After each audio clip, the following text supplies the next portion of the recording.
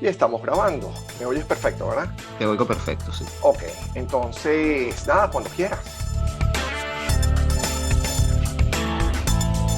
Esto es del 305 al 310, con Fernando Núñez Noda en Miami y Jesús M. Rodríguez en Los Ángeles.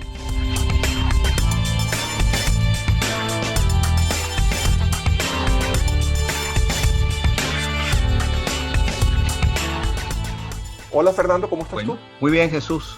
¿Tú qué tal? ¿Cómo está todo? Todo muy bien aquí, martes de julio, ya julio se va a acabar, es increíble cómo el tiempo está pasando, ya el verano Cuidado si está, es agosto. Es agosto, no es agosto todavía. ya casi, te lo juro, ya casi que es agosto, muy impresionante. Mira, vale, bueno, chico, tenemos un tema interesante para hoy porque hemos hablado mucho de la pandemia, de la crisis del coronavirus, cómo nos ha afectado, cómo ha cambiado algunas cosas, pero hoy vamos a hablar de futuro, porque, bueno, el futuro hay que intuirlo, hay que tratar de anticiparse para poder estar preparados o para poder reaccionar a él, etcétera, ¿no? Y como decía, yo no me acuerdo el nombre del autor de la frase, se le ha atribuido a todo el mundo, pero no es el que la mayoría de la gente dice. Fue un inventor de los años 60, creo que fue el que inventó, si no me equivoco, los hornos microondas, que dice que la mejor forma de predecir el futuro es inventarlo. Entonces, si empezamos a hacer algunas cosas que tengan que ver con el futuro, a lo mejor podemos anticiparlo mejor, ¿no? Pero vamos a hablar del futuro de la pandemia, del coronavirus, porque ha sido es el tema que va a acaparar todos los espacios este año y probablemente parte del otro. Mm. Entonces nos preguntamos pues cómo va a ser el mundo cuando se decrete pues que ya no va a haber, que ya no hay pues. Por ejemplo, ya se han encontrado las vacunas, ya los tratamientos han funcionado. Nos queda un mundo post pandemia. ¿Cómo es ese mundo? Y yo creo que es un tema que ya se está empezando esas son preguntas que se están empezando a hacer muchas personas. Ujú. Entonces, bueno, Jesús, yo tengo aquí algunas preguntas para ti, porque, bueno, quiero conocer tu opinión, pues, al respecto, ¿no? Ok. Fíjate, una de ellas tiene que ver con lo que yo considero una ola de desconfianza que ha generado la pandemia. La pandemia ha creado desconfianza, por ejemplo, en las autoridades.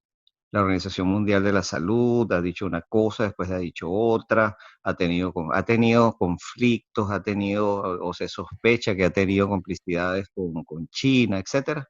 Ujú. Los gobiernos nacionales de muchos países han cometido todo tipo de errores de cálculo, de errores de gestión, errores de estimación, y los gobiernos locales ni se diga. Lo hemos visto en persona, en donde tú vives, donde yo vivo, en muchos países, en muchas comunidades. Entonces, la comunidad médica, los políticos, los voceros, etcétera. Yo creo que esto le ha generado a la gente mucha desconfianza, ¿no? ¿Qué opinas tú de eso, chico? ¿Tú crees que eso es algo circunstancial o crees que esa cultura de la desconfianza se va a mantener en este estado oye, de intensidad y que va a permanecer aún después que se haya superado la pandemia? ¿Crees? Mira, Fernando, yo creo que se va a mantener y quizás va a empeorar.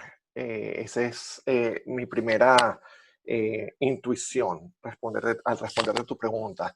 Yo creo que la pandemia ha creado el ambiente perfecto para que la polarización que estamos viviendo y de la que hemos hablado en podcasts anteriores se haya profundizado, ¿no?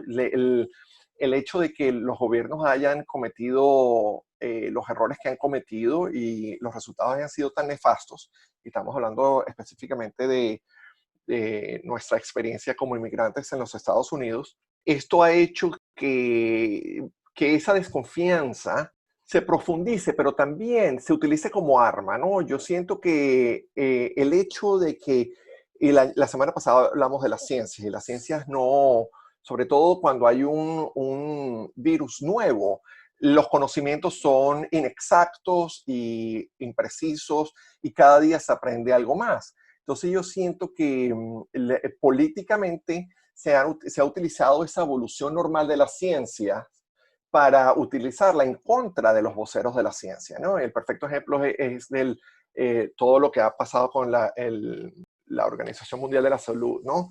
Yo siento que se ha utilizado como chivo expiatorio tratando de explicar o de justificar cierta tardanza o una gran tardanza en algunos casos de tomar medidas que hubiesen podido hacer que la pandemia no hubiese sido los efectos de la pandemia hubiesen sido un poco menos severos, ¿no?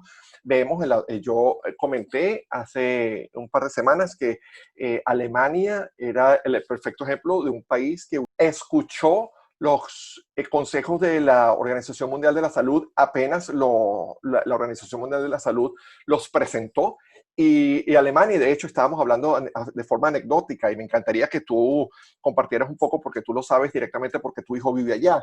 Alemania es uno de los países, quizás el que mejor la ha manejado, ¿no? Sí. Entonces, siento que volviendo a tu pregunta, que es la desconfianza, siento que el estrés extra, que el adicional que la pandemia nos ha traído a todos los que vivimos en este planeta, nos ha vuelto muchísimo más vulnerables y esa cuestión paranoica e hipocondríaca se ha elevado y creo que es casi que como que un reflejo natural de nosotros como seres humanos, ¿no? Yo creo que la pandemia nos ha colocado a un punto donde todas nuestras mayores debilidades y en algunos casos también nuestras mayores fortalezas se han amplificado, ¿no? Es como casi que ponerle una lupa delante de todo Sí. por un caso extremo absoluto, ¿no? ¿Tú qué piensas acerca de eso? Y después te hago una pregunta específicamente acerca de la adaptabilidad del ser humano y tu opinión, pero quiero que me digas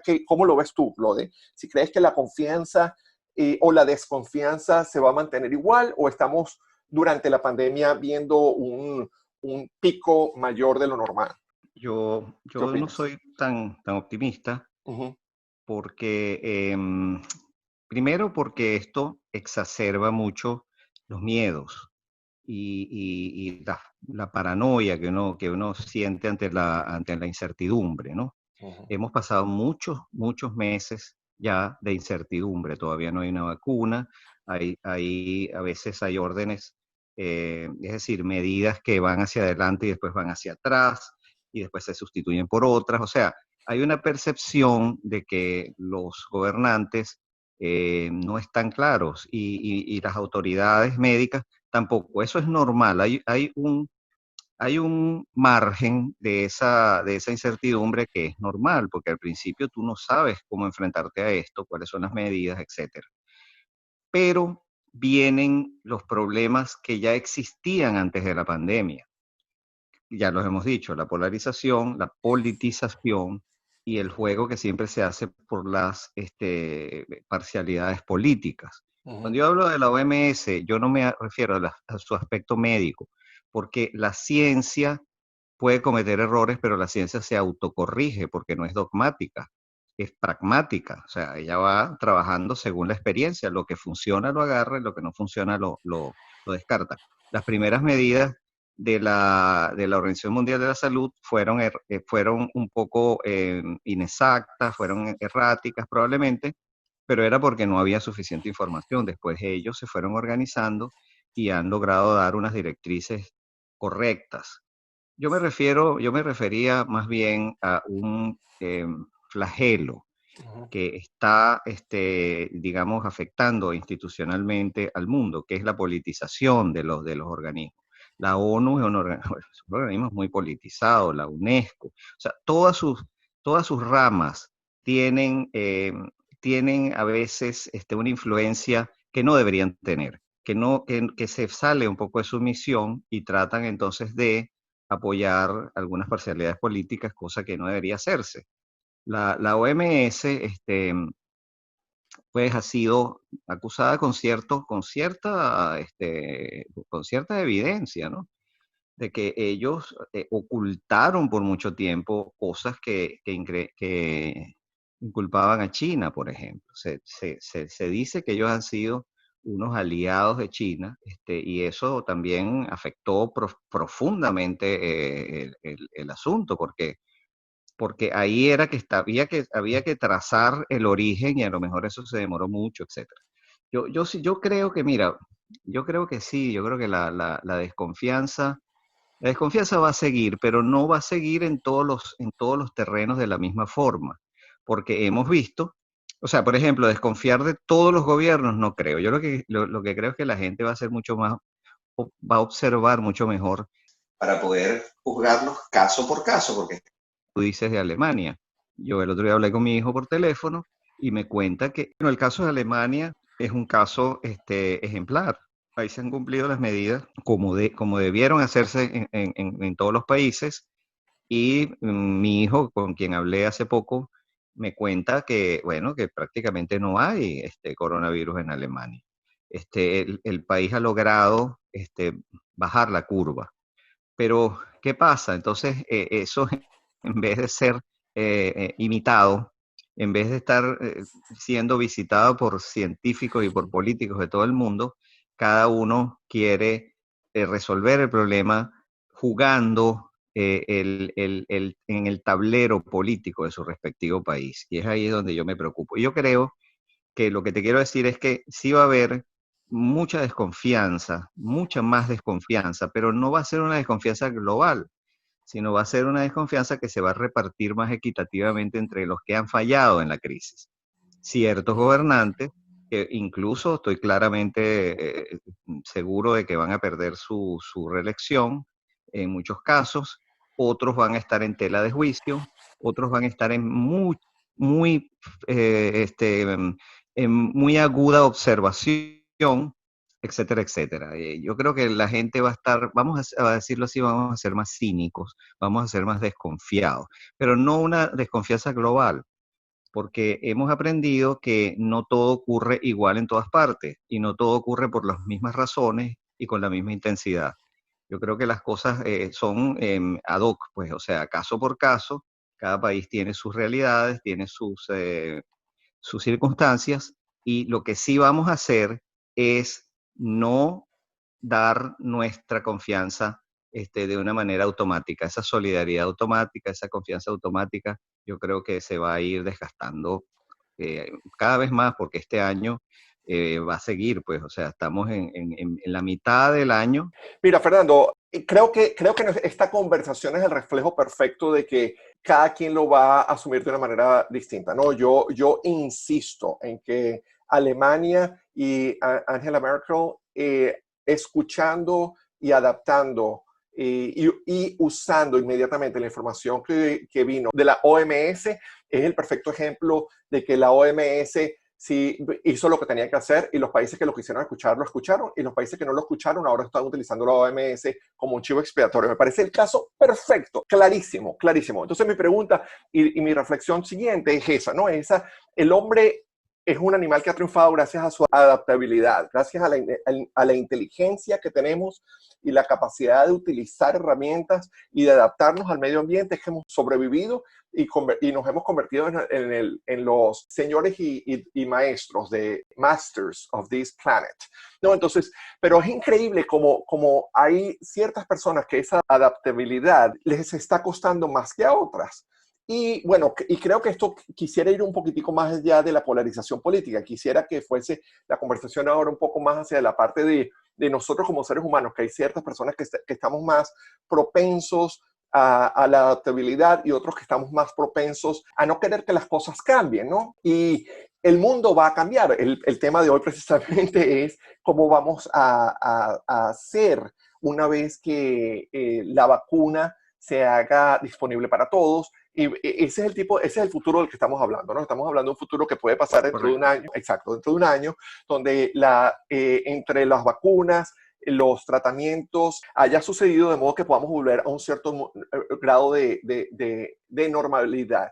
Creo que nunca va a ser igual al de antes, pero mi pregunta hacia ti es, ¿tú crees que hay ciertas cuestiones que tienen que ver con las diferentes personalidades en el ser humano? Y ahorita, como dije, más allá de la polarización política? ¿Crees que hay algo intrínseco en el ser humano que nos divide entre dos grupos? Uno que estamos más propensos a la adaptabilidad y otros a los que nos cuesta más. Sí, yo creo que sí. Y eso lo prueba la evolución. Los tribus, los grupos humanos con más capacidad de adaptación son los que han prosperado, son los que se han mantenido hasta ahora. Muchísimos grupos humanos no pudieron hacerlo, no se adaptaron a ciertos ambientes, a ciertos cambios climáticos, por ejemplo, y permanecieron y se mantuvieron muy primitivos o desaparecieron. Hay diferencias de adaptabilidad y también hay diferencias de adaptabilidad incluso en sociedades, en una misma sociedad. Yo creo que eso tiene que ver con, primero, el confort que uno sienta en la vida que tenga, la llamada zona de confort. A veces dice, oye, pero es que el cambio implica que yo tengo que dejar una cantidad de cosas que me gustan, que son cómodas, que ya las sé hacer, etcétera. Es como cuando uno se muda. Cuando uno se muda dice, wow, tengo que, o sea, todos los servicios volver a reconectarlos, te voy a tener que tomar una vía distinta para llegar a casa, voy a tener que calcular los tiempos diferentes, voy a tener que entrar por otro lado, voy a tener que cocinar de otra manera. O sea, nos da miedo el cambio porque sabemos que va a impactar muchos aspectos de la vida y mientras más radical el cambio, mucho más radical la cantidad de cosas, de aspectos diferentes que va a afectar, ¿no? Y a veces son negativos, o sea, son cosas que antes nos gustaban y ahora no vamos a tener, etcétera, etcétera. Hay Ujú, gente que, en cambio, hay gente que está acostumbrada al cambio. Yo creo que la experiencia, por ejemplo, la experiencia migratoria es muy buena, ujú, porque nos indica que ya por lo menos nosotros hemos sido capaces de tener por lo menos al menos dos vidas diferentes, dos vidas en condiciones totalmente diferentes y las hemos podido manejar y hemos podido ser felices y hemos podido vivir plenamente en ambas, o en tres, o en cuatro, o en cinco. Entonces, pero hay gente que no.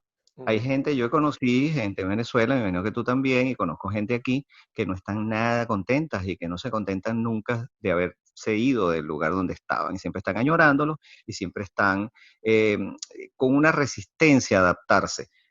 ¿Qué pasa? Las personas que se adaptan son más felices. Las Ujú, personas que no se adaptan siempre están añorando algo que no vendrá y que ya desapareció. Y eso pasa con muchos inmigrantes que llegan a un lugar, no se adaptan y cuando tienen la oportunidad de volver al país de donde vinieron, el país ya es otro. Entonces no están ni en un lugar ni en otro, son gente de ninguna parte. sí. Sí hay gente que se va a adaptar. La gente que, probablemente la gente que tuvo la audacia de probar lo nuevo, de aventurarse a realizar cosas que no había hecho antes, de salir de la zona de confort y decir, mira, esto nuevo que yo estoy haciendo me funcionó, lo absorbo, lo hago parte de mi vida. Si uno hace eso, entonces, oye, es un proceso de crecimiento, no de pérdida. Mucha gente siente que el cambio es pérdida, que te va a hacer perder algo que ya tienes, que estás acostumbrado y que te gustaba. Pero no necesariamente, porque lo que tienes va a quedar siempre en ti y lo que absorbes te va a dar algo nuevo que lo que había. Y si no es mejor, a lo mejor entonces si lo desechas y te quedas. O sea, probar es importante. Uno tiene que experimentar cosas. Y entonces, la gente que tiene no solamente la capacidad de adaptarse, sino en la voluntad de adaptarse, de cambiar y de explorar cosas, es la que va a salir ganando aquí. Por ejemplo, una persona que antes usaba las computadoras solamente para ver las noticias, se ha dado cuenta en este momento que las computadoras, computadoras conectadas a Internet o los móviles, lo que sea, sirven para mucho más que ver las noticias. Sirven para comunicarse con la gente, sirven para trabajar, sirven para educarse, sirven para entretenerse, para una cantidad de cosas que a lo mejor antes no consideraba. Entonces, esos nuevos territorios son una ganancia importante, pero yo creo que va a haber gente que simplemente cuando esto desaparezca van a tratar de reconstruir el mundo que tenía. Y yo creo que es al revés. hay que tomar todo el aprendizaje de esta pandemia para poder entrar con buen pie y mantenernos y prosperar en un mundo nuevo que no va a ser igual al que dejamos atrás, ni de casualidad. Va a ser un mundo donde tenemos que estar mucho más preparados. Por ejemplo, tenemos que estar mucho más preparados en términos de salud. Sí, no, antes de que cambies el tema, quiero agregar unas cositas ahí que tocaste unos temas que a mí me llaman mucho la atención, ¿no? Que es ese, Ajá. yo lo definiría como ese espíritu aventurero, ¿no? Y es algo que se ve en personalidades de cierto tipo y que no se ven otras, ¿no? Y que va desde cosas increíblemente cotidianas y pequeñas, como estar abierto a probar nuevos sabores, y probar nuevas cocinas, de nuevas culturas, etcétera, hasta entonces enfrentar el mundo de una manera distinta a como lo era antes, ¿no? Lo que dices acerca de la experiencia migratoria, que lo tocamos en un tema anterior, que a mí me apasiona completamente, lo describiste con una frase maravillosa, ¿no? Que hay gente que migra y otros que simplemente se mudan. Y los que migran es eso que tú describes, que creo que es increíblemente importante resaltar en el tema de hoy, que es estar abiertos a modificar nuestras rutinas y nuestros rituales diarios y verlo desde un punto de vista positivo, entenderlo como que la vida se nos está enriqueciendo en lugar de verlo como un sacrificio. Y si entonces asumimos estos retos que nos está tocando vivir en el 2020 como un espíritu aventurero, como una oportunidad de crecer y de enriquecernos, como una oportunidad de entender la importancia histórica de lo que estamos viviendo también. O sea, yo creo que algo increíblemente poderoso si nos abrimos la mente y nos vemos a nosotros mismos como los protagonistas de una circunstancia radical que no se había visto en 100 años y nos toca a nosotros ser los protagonistas de ese cambio y de esa adaptación, ¿no? Eso a mí me apasiona muchísimo.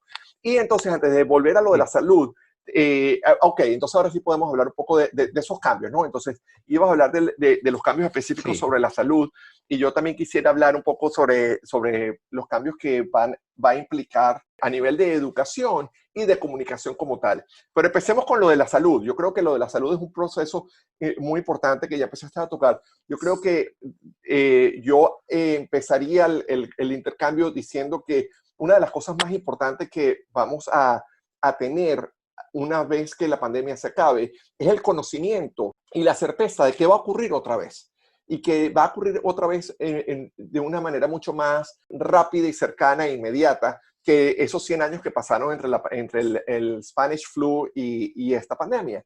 Y es simplemente por la manera como nos estamos relacionando con nuestro planeta. O sea, estamos sobrepoblándolo.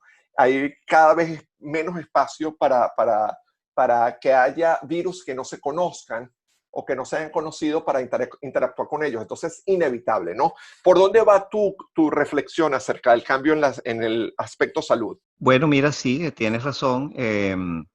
Y la razón por la que yo pienso que una pandemia diferente puede ocurrir más pronto, o sea, que en un intervalo mucho más corto que la pandemia esta con la anterior, es que hay más tecnología. Hay una tecnología genética muy sofisticada que puede crear cosas muy buenas. Pero recordemos que hay también accidentes. La ciencia tiene muchos accidentes y puede crear mutaciones extrañas. Puede haber algunas moléculas virulentas que se escapen, que hay todo tipo de películas que se han hecho al respecto. Mm. Que unos espías vienen y se llevan una cosa, pero que realmente es un virus. O sea, las posibilidades de la diferencia es que antes esos virus surgían naturalmente, o sea, era la naturaleza la que los fabricaba por errores de ADN, por etcétera, ¿no? Esta posibilidad humana de intervenir en la naturaleza es muy buena en algunos sentidos, pero puede ser muy mala. Y recordemos también que hay, yo no es que quiero ser paranoico, pero sí hay una confrontación ideológica y geopolítica muy, muy importante. China, Rusia, potencias antioccidentes, las potencias de Occidente. Entonces, hay espionaje, hay gente que interviene en laboratorios privados o públicos. O sea, hay todo tipo de amenazas, digamos, que no sabemos, pues que son países interviniendo. Y creo que el riesgo está ahí, pues el riesgo está ahí y muchas veces habrá cosas que tengan un impacto local y otras que puedan tener lamentablemente un impacto más global. Lo que yo Sí, creo, ¿no? sí, no, es interesante porque, mira, estamos totalmente de acuerdo en la visión del mundo donde hay antagonistas. Y mi preocupación con lo que estamos aprendiendo, lo que estamos viviendo durante la pandemia, es que creo que lamentablemente nos está enfocando en los problemas que son los equivocados. Y este es mi punto de vista personal, por supuesto, ¿no? Lo que trato de decir es que yo sí creo que la próxima pandemia va a ser resultado de nosotros como seres humanos abusando de nuestro planeta. Y yo sí creo que en sistemas totalitarios como China, donde ellos están lidiando con un crecimiento de un capitalismo interno que ni ellos mismos saben manejar porque está en contra de todos los que ellos creen, donde entonces las personas que tienen poder tienen acceso a cosas que no deberían y lo que pasó en este mercado húmedo donde el virus tramutó de una especie a otra y de ahí llegó a los seres humanos, es el resultado de políticas increíblemente mal administradas en un país radicalmente autoritario como la China. Mi problema, Sí. mi problema con lo que está pasando en China y el enfoque en lo que nos está preocupando es que eso tiene que ver más con nuestra relación con la naturaleza en sí, que es algo que trasciende solamente la situación en China y nos está distrayendo de problemas gravísimos que están pasando en China, por ejemplo, como los campos de concentración de los Sí. uigures en Xinjiang. Entonces, en vez de estar todo el planeta gritando en contra de los abusos de derechos humanos que están ocurriendo en China, donde más de 1 millón de personas los han metido en campos de concentración simplemente porque son musulmanes. No estamos prestando la atención a eso y estamos, en cambio, Sí. distraídos en esta cuestión. Y Ted Cruz ayer también hizo este grito al cielo de los errores que ha cometido China con respecto al coronavirus. Mira, señores, el problema del coronavirus en los Estados Unidos hace 4 meses que no tiene nada que ver con los errores que cometieron en China. Lo que sí está pasando en China hoy en día, que los Estados Unidos y el resto del mundo tiene que prestar atención y elevar su voz. Es lo que está pasando en Xinjiang y lo que está haciendo el presidente Xi Jinping, que es absolutamente aberrante y que, por supuesto, nuestro queridísimo Donald Trump, cuando escuchó de esto, le dijo él personalmente al presidente Jinping, le dijo, estás haciendo exactamente lo correcto. Y es porque Exacto. viene de esa cosa xenofóbica, de esa cosa radical en contra de personas que son distintas a nosotros. Y lo que está pasando allá, mira, los historiadores lo comentan claramente, es comparable solamente con lo que hicieron los nazis durante el Holocausto. Entonces, no los están matando, que nosotros sepamos, pero quizás sí, pero el nivel Sí. de tortura humana que están haciendo es una cuestión absolutamente terrible. Entonces, lo reconecto con nuestra conversación de hoy porque es eso, ¿no? Es entender la El complejidad, foco. el foco, exacto, en qué nos enfocamos durante la pandemia y qué vamos a aprender de ella y dónde nos vamos a enfocar después de la pandemia, ¿no? Claro. Fíjate que yo tenía una pregunta para ti Ujú. al respecto. Porque fíjate, esos son los aspectos puramente humanos, ¿no? Y políticos. Pero hay algo que ha ocurrido en esta pandemia que es muy relevante también y que tiene que ver con una de las invenciones humanas más importantes que tenemos, que es la tecnología de información, pues digamos, Internet, fundamentalmente, y todo lo que permite conectarnos y aprovechar Internet digamos, la tecnología digital, ¿no? Ujú. Que sepamos eso, todo lo que estamos hablando, todo, desde este podcast hasta la información que te llega a ti, que me llega a mí, la forma de recogerla y comunicarla, se basa en Internet. Entonces, aparte de la salud humana, también está esa capa nueva que tenemos de información, que es como si nos hubiéramos puesto una, una nueva capa en nuestra existencia, ¿no? Y yo veo que las tecnologías de información y comunicación se han hecho absolutamente indispensables en este momento para informarnos, para comunicarnos, para todo, para hacer la cita, para ir a un médico, etcétera, ¿no? Entonces, yo también quería que conversáramos un poco y me dieras tu opinión de qué opinas tú del futuro o sea, es decir, el futuro post pandemia de la tecnología. Porque la tecnología siempre se ha visto como algo accesorio, algo que, mira, qué chévere es, que oye, es muy útil y tal. Pero yo no sé, yo tengo la impresión de que la percepción y la actitud de la gente hacia la tecnología, o de la mayoría de la gente que tiene acceso a la tecnología, va a ser distinto. ¿Qué opinas tú al respecto? Sí, mira, estoy totalmente de acuerdo contigo. Creo que la tecnología de información va a ser un enfoque particular y especial después de la pandemia por dos razones. Una, porque la pandemia nos ha enfrentado de una manera bastante radical y casi cruel a la necesidad y dependencia que tenemos de las tecnologías de información, ¿no?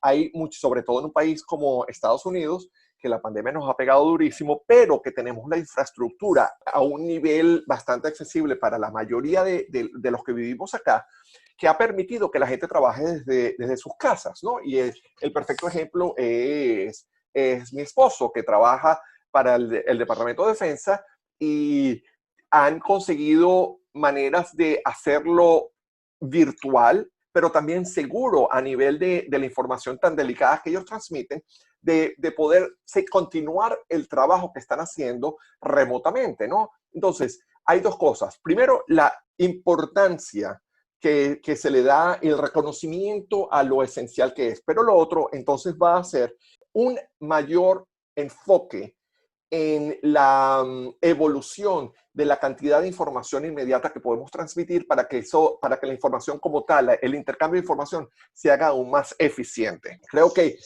queda claro y tangible que el intercambio de información inmediato y eficiente, cuando estamos hablando de data muy, muy, muy grande, va a ser cada vez más importante. Sí. Y bueno, sabemos que, como lo comentamos en un programa anterior, el desarrollo, la evolución de la tecnología, donde sucede a pasos más rápidos, es en los departamentos de defensa, sobre todo en los Estados Unidos, porque los presupuestos son ridículamente altos, donde tienen la capacidad de dinero, la capacidad de acceso y a las nuevas tecnologías que casi ninguna otra industria tiene, ¿no? Pero creo que, y como siempre sabemos, lo inventan ellos y después hacen un efecto de cascada y nos llega eventualmente a nosotros, ¿no?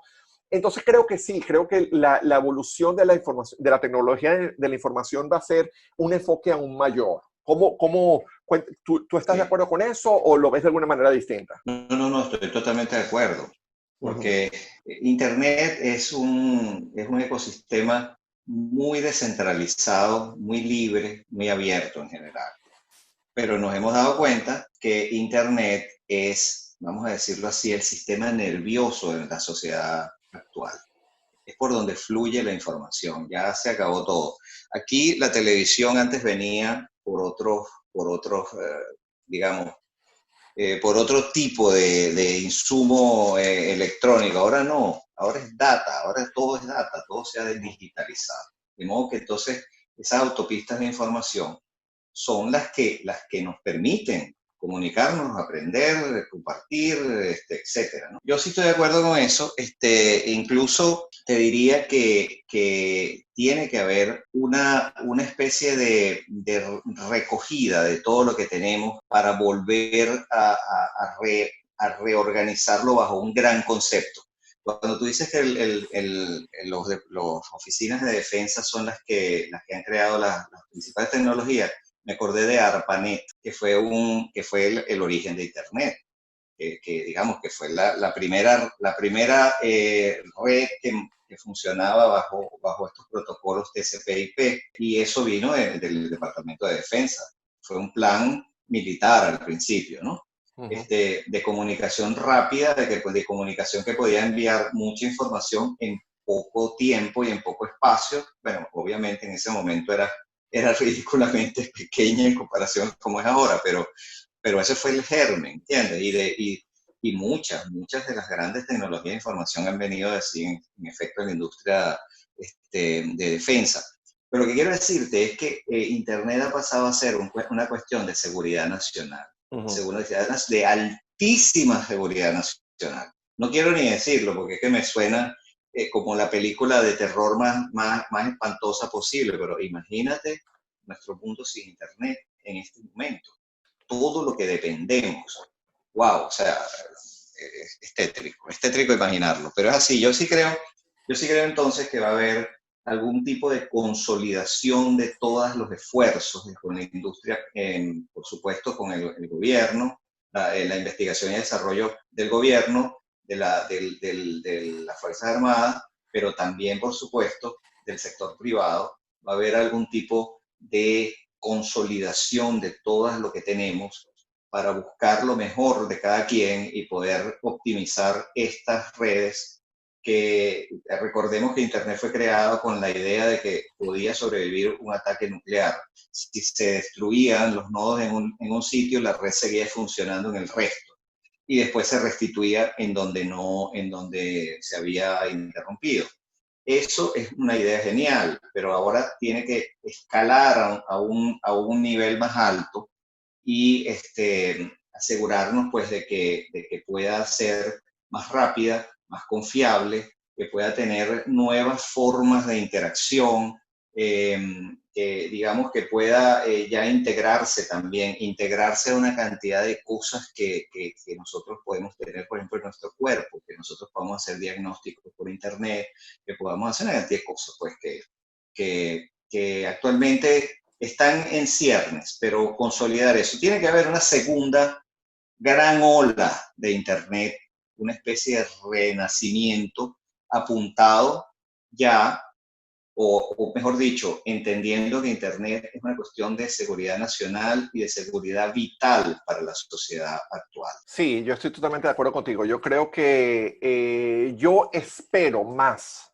yo como ciudadano espero más de compañías tan grandes y tan poderosas como Facebook, o Twitter o Google, que hagan con los recursos gigantescos que tienen, que hagan un trabajo un poco más profundo y dedicado a defender a los usuarios de la guerra de información a los que Sí, estamos siendo sometidos por gobiernos contrarios a nosotros como Rusia y China. Yo creo que como usuarios nosotros podemos demandar y debemos exigir que esas compañías hagan un trabajo más eficiente defendiéndonos de esos ataques. Porque como tú dices, la Internet va a seguir creciendo, el intercambio de información va a ser aún más grande, pero entonces esos ataques van a ser más peligrosos y ellos sí, deberían dedicarse a la creación de filtros que eviten que seamos tan vulnerables. Y otro aspecto que quisiera comentar contigo, Fernando, que tiene que ver con todo esto que estamos hablando y que dije que iba a comentar hace un ratito, tiene que ver con la educación. Yo creo que un sector gigantesco a la que la pandemia le llegó de sorpresa fue al sistema educativo en el mundo, pero aquí particularmente en los Estados Unidos, porque la pandemia ha sido tan devastadora y ha durado por tantos meses, afectándonos de maneras tan profundas. Entonces quería reflexionar un poco contigo. Tú tienes un hijo que está en el colegio todavía y dos. dos que están en el colegio. Bueno, sí, high school y en middle. Exacto, exacto. Perfecto, porque entonces son dos niveles distintos. Y quería entonces hacer un poco de reflexión cómo la pandemia nos llegó de sorpresa y cómo los colegios, si bien hay que aplaudirles la manera tan eficiente y tan rápida que trataron de adaptarse, no hay forma de admitir que es suficiente lo que hicieron y que tenemos que estar muchísimo mejor preparados para la próxima pandemia y entender y diseñar medios o sistemas de educación remota que de verdad funcionen, porque nuestros hijos se están quedando atrás, no yendo al colegio como deberían Sí, ir, creo que va a ser muy difícil que puedan ir al colegio como tenían que ir o como pensábamos que bajo circunstancias normales se hubiesen reincorporado en agosto o en septiembre, dependiendo de dónde vivan. Pero otra cosa que escuché en la radio hoy que tiene que ver con este mundo post-pandémico, Fernando, que un experimento en un colegio en San Luis, Missouri, donde están planteando un modelo mixto, ¿no? Un modelo donde los muchachos o los niños no vayan al colegio los mismos días, de modo que la participación en persona sea menor, pero que de alguna manera eso ayuda a que sí suceda.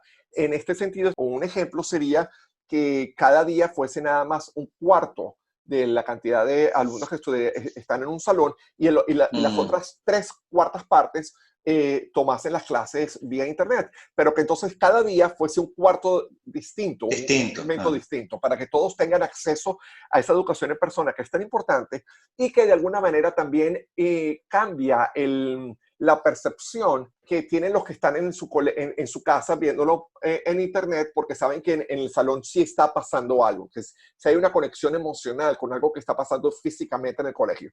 Entonces, nada, tú tienes a dos muchachos en el colegio. Cuéntame tú como padre, ¿cómo ves esta situación que es tan delicada? Sí, bueno, mira, sí, yo estaba observando esto de cerca, porque por supuesto ellos están cerca de mí, ¿no? Y veo cómo ha evolucionado su trabajo y su actuación en estos meses, ¿no?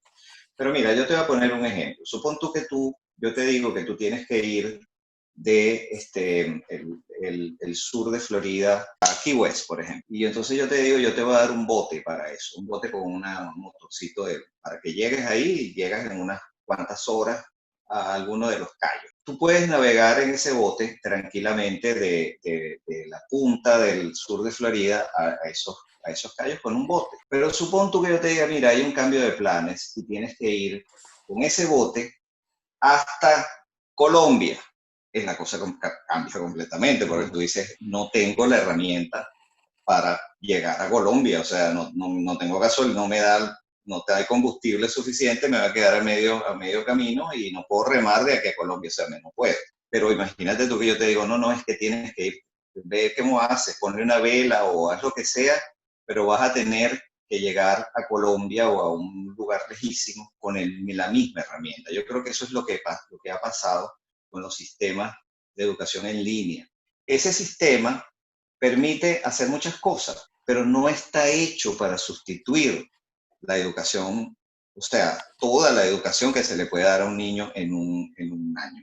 Claro. No está hecha para eso, está hecha para complementar.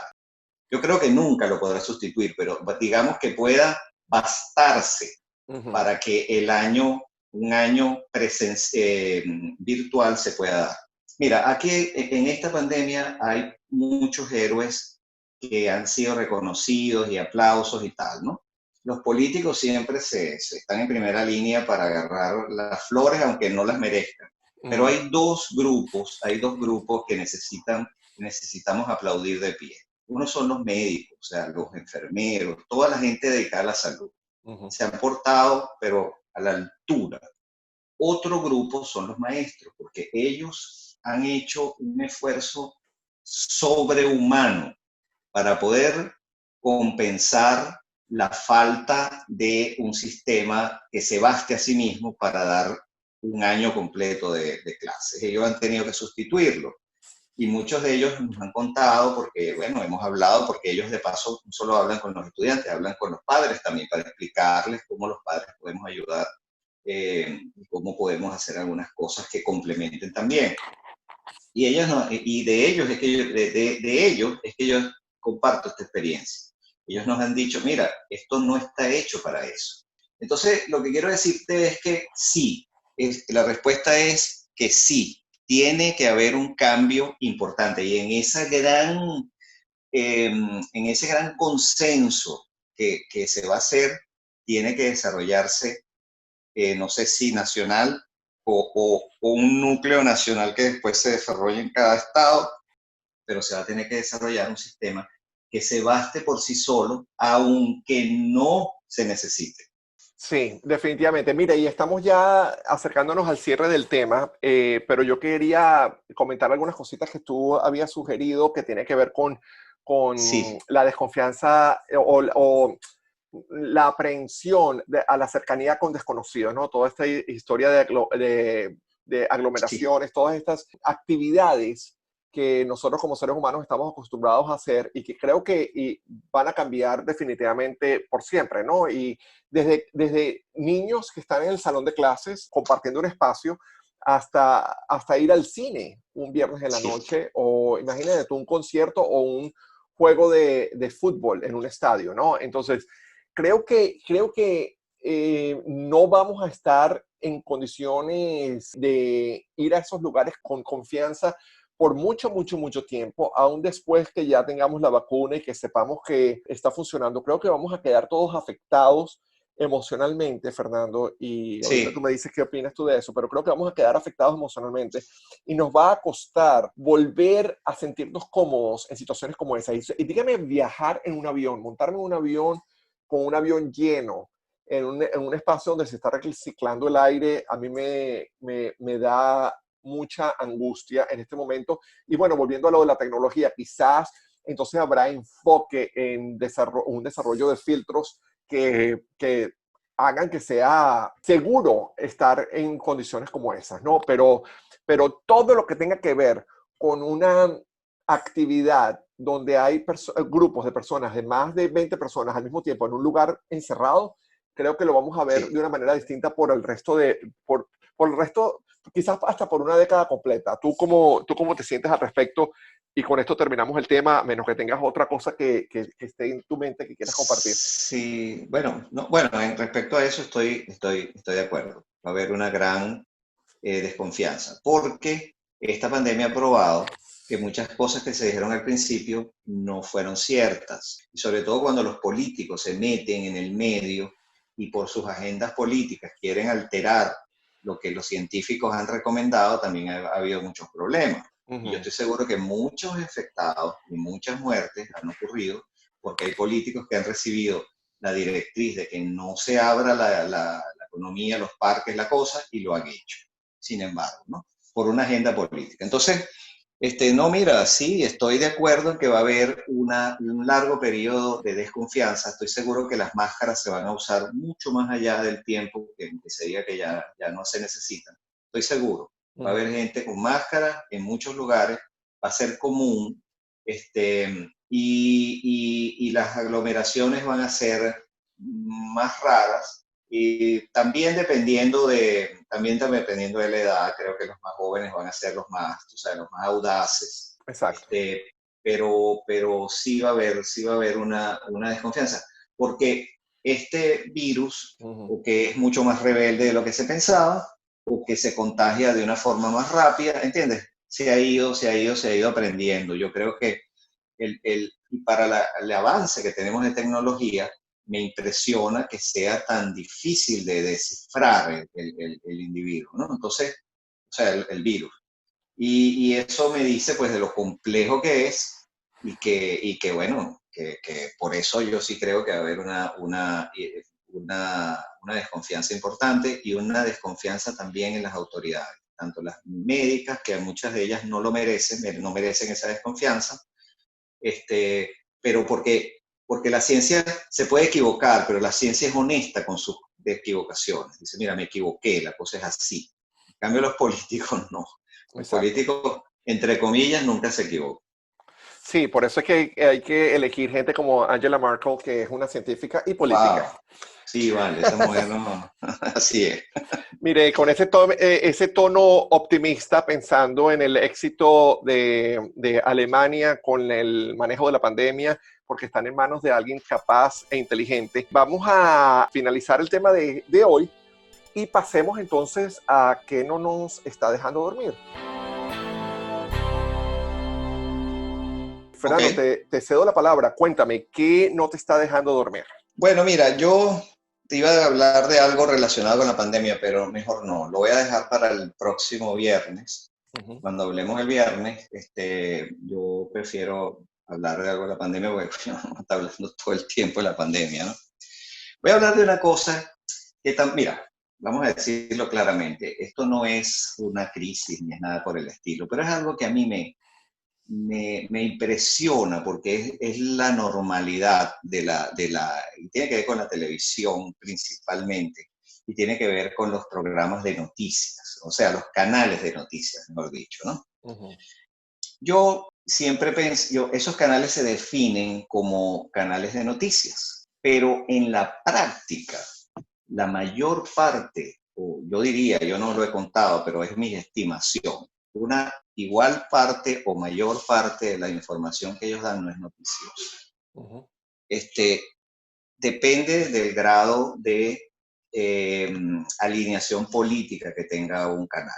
Voy a hablar de los canales de televisión, pero eso también implica radio, implica otros medios, implica websites, pero vamos a decir que lo noté estudiando los canales principales de televisión, los canales nacionales de noticias. Excluyo a los locales, porque parece mentira. Esos canales son sumamente orientados a la noticia sin editorialización. Y Ujú. también voy a excluir canales como, por ejemplo, NPR, el de radio, que es excelente, Ujú. BBC, por ejemplo, C-SPAN, porque ellos transmiten lo que está pasando y ya está. Ujú. Pero hablando de los canales principales de noticias en los Estados Unidos, como Fox, como CNBC o como CNN, en diversos grados de intensidad y hacia un lado o al otro del espectro político, yo siento que la mayor parte del tiempo esa gente no está hablando de las noticias, sino está editorializando sobre las noticias. Eso Ujú. no tiene nada de malo, ojo, eso no es antiético porque ellos son así, esa es su línea. No tengo problemas con éticos, no, yo lo que digo es que, o sea, yo estoy agotado de eso y no me provoca informarme de esa manera, porque ahí lo que estoy es reforzando una matriz. Fíjate, por ejemplo, yo te pongo dos ejemplos concretos. Rachel Maddow y Don Lemon y Hannity en Ujú. Fox. Ujú. Ellos tienen una forma de enfrentar la noticia que es esta. Ellos mencionan la noticia e inmediatamente editorializan. Es impresionante, pero no pierden ni un segundo. Dicen, tal senador dijo tal cosa. Aquí tenemos a un invitado. ¿Tú opinas, chicos? Oye, qué malo lo que está haciendo ese tipo, ¿vale? Ese tipo es irresponsable. O sea, se perdió totalmente el sentido de la noticia y lo que hacen es opinar de ahí en adelante para atacar a una parcialidad política. Tal cual. Por supuesto, si Rachel Maddow será indudablemente contra los republicanos, contra Trump, si es Don Lemon también, y si es Hannity será contra todo lo que esté en contra de Trump. Porque incluso yo lo que digo es que Fox ni siquiera es que está con los republicanos, está con Trump, ¿no? Ujú. Entonces, yo te repito, yo no encuentro en eso nada antiético, eso es la línea que ellos tienen y tienen todo el derecho.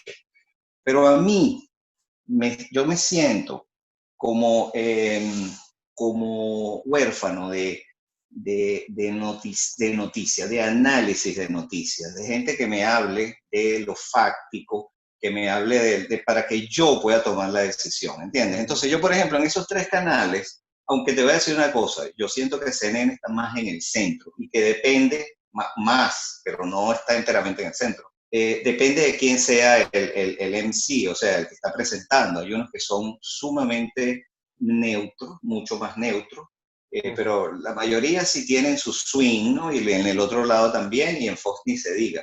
Son extremadamente editorialistas. Entonces, siento que ese estilo no, no le permite a ciertas personas que quieren tener una visión más neutra y una visión en la que ellos tomen la decisión, porque a mí me gusta ser yo el que tome la decisión, no que la tome el que me está dando la noticia. Me Claro. da una noticia, inmediatamente me la califican. Me dice, oye, pero qué malo lo que está haciendo este tipo, pero es que este malo no sé qué cosa, o qué bueno lo que hizo, no sé qué.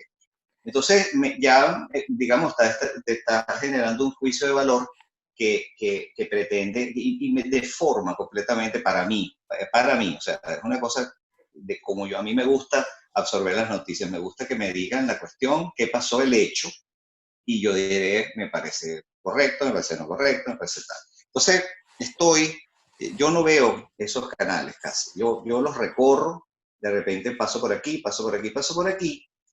Depende, por supuesto, repito, de quienes estén. Y eso, por ejemplo, a mí me parece Rachel Maddow una tipa pilísima, una tipa inteligentísima. Y el del el Lemon también, y hasta el mismo Hannity es un tipo súper, ¿cómo se llama? Carismático, pero la forma de dar noticias en las cuales la noticia es el 5% de lo que dicen y el resto es la opinión y tú sabes, es muy tendencioso, siento yo que son estos canales. Por Mira, eso no me gusta verlo. exacto, mira, no, eso es algo que compartimos profundamente, Fernando, y de hecho, mira, vamos, nuestro próximo programa, el viernes, vamos a hablar un poquito, yo quiero empezar un poco con haciendo eco de esa reflexión que tú estás compartiendo hoy, para entonces hablar a partir de eso, cómo eso nos está moldeando lo que opinamos y cómo nos está, de alguna manera, cerrándonos la mente a ideas distintas a las que estamos de acuerdo. Yo, lo que no me deja dormir esta semana tiene que ver con dos cosas que hemos hablado recurrentemente en este programa.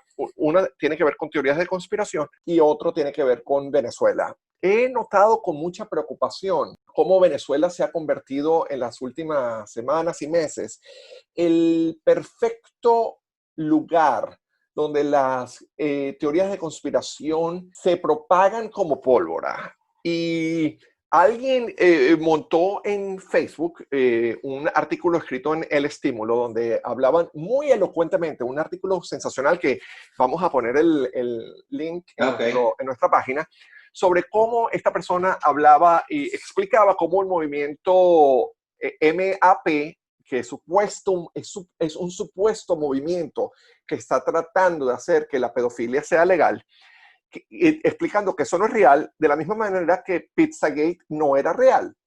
Y por una parte, este supuesto movimiento MAP me afecta a mí directamente como persona que forma parte del grupo LGBTQ, LGBT, porque este supuesto movimiento es simplemente para crear desconfianza en el movimiento más grande que tiene que ver con la lucha de la igualdad de la gente gay o bisexual o transexual. Claro.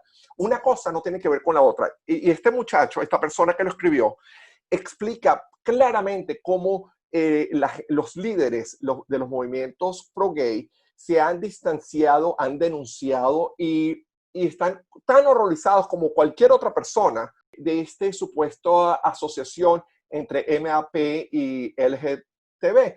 Y él explica muy claramente cómo, mira, tiene datos específicos que tienen que ver con estudios científicos, como la pedofilia es 97% más encontrada en casos heterosexuales que en homosexuales. Hace un trabajo espectacular y súper inteligente explicando las diferencias y por qué una cosa no tiene que ver con la otra, y simplemente que el MAP está siendo utilizado para manchar, para desprestigiar el movimiento gay y tratar de quitarle los derechos que con tanto sacrificio hemos logrado.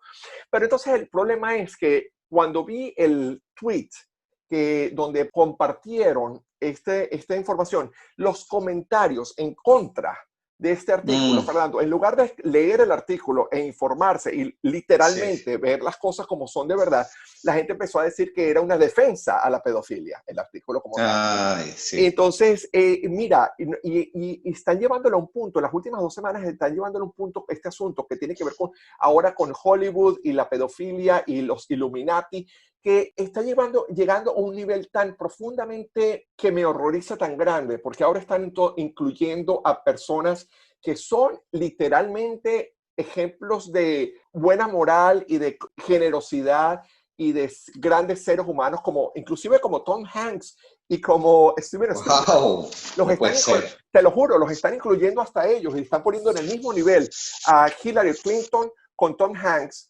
y que ninguno de los dos, por cierto, por supuesto, ninguno de los dos están metidos en un problema de pedofilia, y entonces están utilizando todas estas teorías de conspiración que como la verdadera razón por la cual los medios de comunicación están atacando a Trump, porque Trump lo ven entonces como el único defensor de los niños, y utilizan cifras, y este es el perfecto ejemplo, utilizan una de las personas que decía, esto es mentira porque hay 800,000 casos de niños perdidos en Estados Unidos y nadie habla de eso. Mira, es muy fácil. Yo entré a un artículo de Reuters, hice una investigación que me tomó 5 minutos, y un artículo de Reuters explicó claramente que de 800,000 casos de niños perdidos que son reportados, es simplemente que el niño, su papá en ese momento no lo consigue.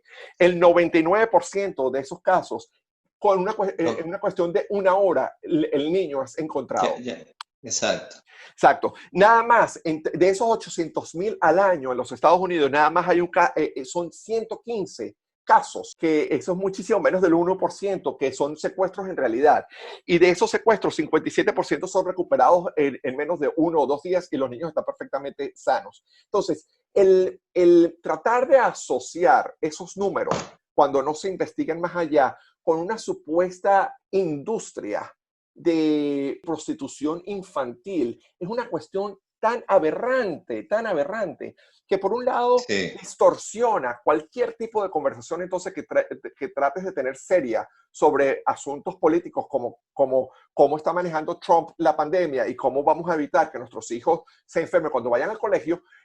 Queda totalmente distorsionado, y el ruido que causa es tan grande que en vez de estar hablando de esas cosas que son de verdad importantes, tenemos que perder el tiempo tratando de explicarle a la gente, señores, eso es mentira. Esas teorías de este movimiento QAnon, que es una de las cosas más peligrosas que están afectando la democracia de este país, es algo que a mí de verdad me está quitando el sueño. Y nunca nos equivocamos a la hora de imaginarnos que por detrás está la mano peluda de Putin, que yo siempre nombro. Los rusos están creando este ruido comunicacional simplemente para crear caos, confusión y debilitar nuestro sistema. Y eso me traumatiza como no tienes idea, porque cuando se mete con Tom Hanks, es como que coño. Entonces no hay nada que quede, entonces, no hay nada que pueda quedar sagrado en nuestra cultura popular americana, que ha sido un ejemplo a seguir y la fuente de tanta felicidad, no solamente para los americanos, sino para el mundo entero, ¿me entiendes? Entonces como que, wow,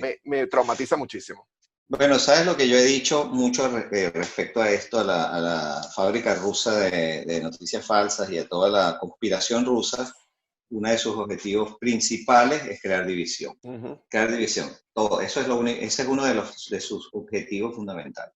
Y lo logran. ¿Y por qué tú crees que Venezuela, bueno, me vienen respuestas obvias, pero tu opinión personal, ¿por qué crees que Venezuela es tan susceptible a todo a esta guerra de información?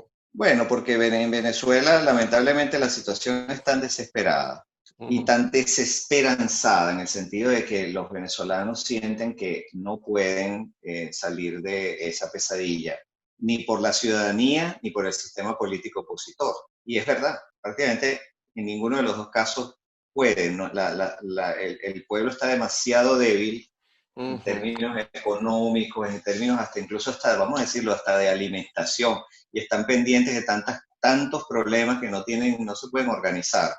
Y el sistema político no es como que tú pongas a pelear a un tigre contra una hormiga, ¿entiendes? No hay forma posible de que ese sistema pueda contra el chavismo. Entonces la gente ha volteado su esperanza hacia los Estados Unidos y hacia Trump. Entonces hay unas deformaciones ahí increíbles, porque es esa cosa, tú sabes, del bien absoluto o del mal absoluto. No puede nadie que esté en esa matriz puede ver a Trump como alguien que pueda tener errores. Nada. Es absolutamente bueno. El que se meta con Trump está loco, no ama Venezuela. Bueno, y hay una matriz muy importante de opinión que dice que el que vote, un venezolano en Estados Unidos que vote contra Trump, no ama a Venezuela, la odia. ¿Entiendes? Entonces, Sí. mira, el problema es, para mí, que en Venezuela se ha sustituido totalmente la apreciación intelectual, mental, racional de los hechos por por una emocionalidad que yo la comprendo, porque tiene que ver con la supervivencia. Como que tú dices, mira, mano, yo estoy en el mar flotando y me llega un bote, me agarro ese bote con toda mi alma y ese bote puede tener problemas y puede ser esto, puede ser lo otro, pero ese es mi bote, ese es lo único que me va a salir. Es una esperanza que a la hora de la verdad es una esperanza quizá no demasiado sustentada, pero es la única que hay. Claro, Y mira, la gente... yo entiendo esa parte y yo comparto esa solidaridad que tienes tú con respecto a los venezolanos en ese punto, basada en esa debilidad real y que es el resultado de 20 años de vivir en la miseria y en una zozobra emocional, económica y política que no tiene nombre. Yo eso lo entiendo. Lo que lamento es que en lugar de haber aprendido durante estos 20 años a tener más cuidado en quién creemos, porque literalmente Chávez ganó por creer en pendejadas. En vez de volvernos más cuidadosos, nos hemos vuelto menos cuidadosos. Y esto es un tema que sería chévere poder hablar a mayor profundidad, aunque yo sé que es muy delicado para nosotros hablarlo, porque somos personas que no vivimos en el país. Pero bueno, como yo siempre digo, uno Venezuela lo lleva en el corazón y yo siempre seré venezolano hasta el día que me muera. Así que mi Sí, derecho a hablar sí. sobre Venezuela no me lo quita nadie. Podemos Mira, hacerlo. dale, buenísimo. Bueno, Fernando, con esto terminamos. Le recordamos a nuestros escuchas que nos sigan en las redes. Estamos en Instagram, en Twitter, en Facebook y en YouTube. Síganos y denos su opinión. Hemos escuchado y recibido muchos mensajes que nos llegan a través de los medios y nos encanta esa conversación. Y por supuesto, Sí, la otra señor. manera de comunicarse con nosotros es sobre nuestro website. Cuéntanos del website, Fernando. Bueno, nuestro website es del 305 al 310.com, 305 y 310 en números, del 305 al 310.com. Ahí tenemos pues la biblioteca de todos los podcasts que se han publicado y artículos. Cada podcast le asociamos pues algunos textos y algunos links, por ejemplo. Y también hay espacio para que nos dejen feedback en los comentarios. Nos han dejado unos feedback espectaculares. Sí, Y eso de un nivel maravilloso, ¿verdad? complementa porque, oye, le da otra dimensión a la cosa. No somos nosotros dos nada más, la gente también. Así Así es. es. Bueno, Fernando, un millón de gracias por tus Igual, comentarios y Jesús. por tu apertura a estas conversaciones que son tan entretenidas. Y nada, nos hablamos el viernes. Ok, nos vemos el viernes. Hasta luego a todos.